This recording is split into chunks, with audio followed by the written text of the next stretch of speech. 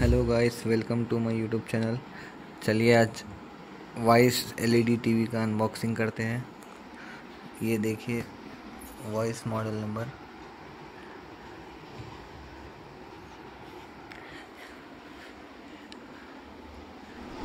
Guys ये QLED TV है, HDR support के साथ आता है। देखिए गाइस वॉइस एलईडी टीवी के फीचर्स।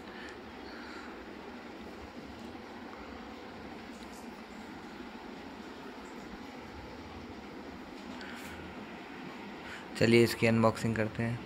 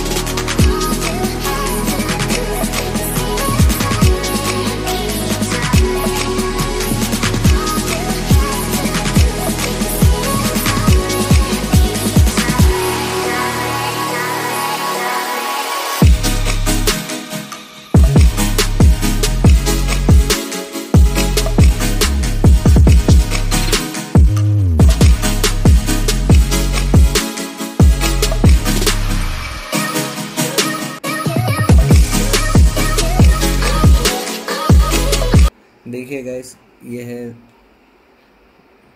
टीवी रिमोट, देखिए कैसे काम करता है। कुछ ना मैं बटन दबा रहा हूँ ना कुछ कर रहा हूँ, खाली हैंड कर रहा हूँ, शेक वेव कर रहा हूँ, हैंड मूव कर रहा हूँ, कुछ बटन प्रेस नहीं कर रहा हूँ मैं। देखिए अब जहाँ पर भी आपको लेके जाना है ऐसा लेके जा सकते हैं ऐसा।